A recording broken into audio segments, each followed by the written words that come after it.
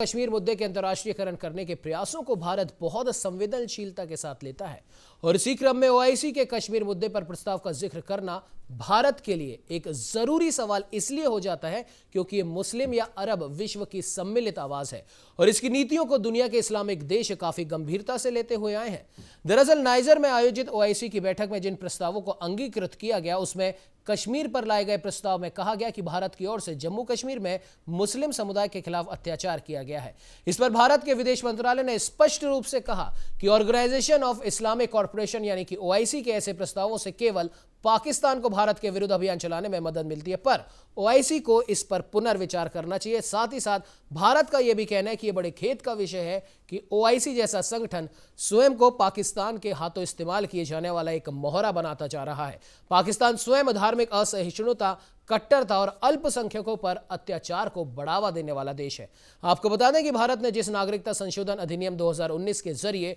उत्पीड़ित हिंदुओं को सहायता के नाम पर नागरिकता देने का निर्णय किया था और साथ ही साथ इसमें वो लोग भी थे जो भी पीड़ित है, पर 57 इस्लामिक देशों के इस संगठन ने इस पर आपत्ति जताई थी।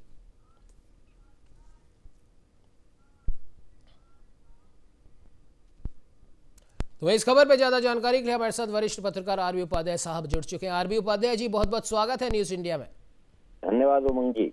उपाध्याय जी, जिस प्रकार से ओआईसी पूर्व में भी भारत की कई नीतियों को, जो कि हालांकि जुड़ी होती है जम्मू कश्मीर से, उसकी आलोचना कर चुका है और इसको थोड़ा सा गंभीरता से लेना इसलिए भी जरूरी हो जाता है क्योंकि करीबन 57 इस्लामिक देश इसके मेंबर्स हैं और वो सभी ओआईसी की किसी भी बात को, किसी भी प्रतिक्रिया को काफी गंभीरता से लेते हैं। तो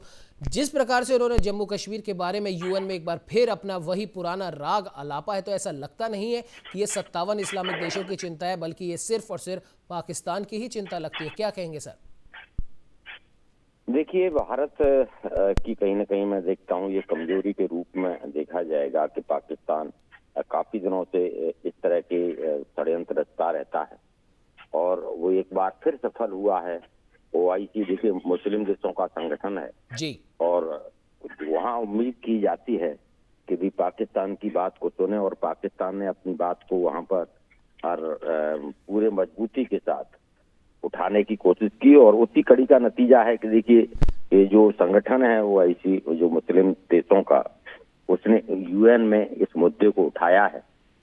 तो भारत की कहीं ना कहीं मैं समझता हूं कि कूटनीतिक स्तर पर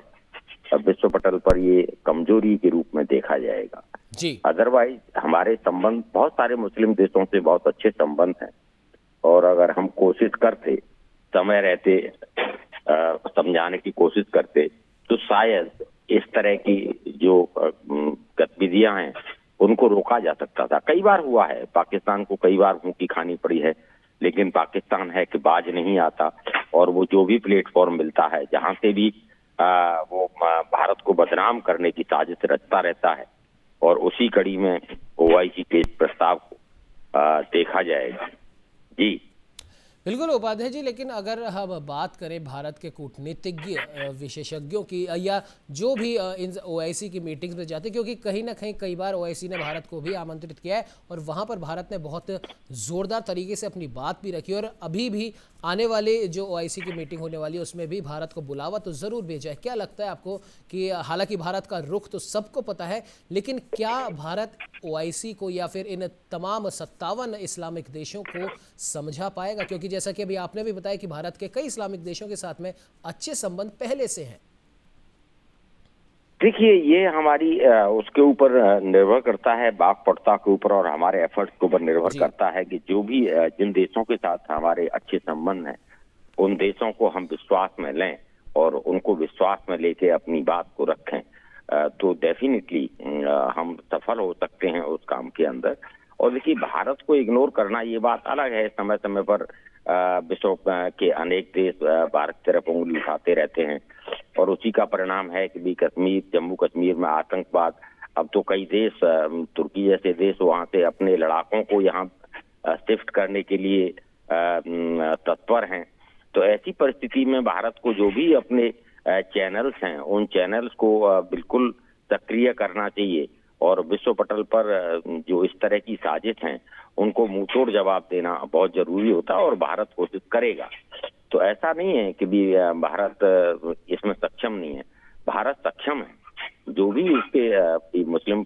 मित्र हैं, उन मित्रों के साथ वो पूरी मजबूती के साथ इस बात को रख सकता है, तो भारत को सफलता हासिल हो सकती है। ये बात अलग है कि धर्म के नाम पर भी ठीक है, धर्म एक अफीम की तरह काम करता है, और बहुत सारे जो मुस्लिम राष्ट्रों का जो संगठन है वो है ही इसलिए कि जो मुस्लिम हैं उनके हितों की रक्षा की जाए, और जो मुस्लिम कंट्री हैं वो एक रहें, और जो भी अपने धर्म की आवाज है उसको बुलंद करें। जी बिल्कुल उपाध्याय जी, खैर ये तो अब आने वाला वक्त बताएगा कि भारत किस प्रकार से इनको जवाब देगा या फिर अपनी प्रतिक्रिया इनके सामने रखेगा। फिलहाल इस खबर पे तमाम जानकारी देने के लिए आपका बहुत बहुत धन्यवाद।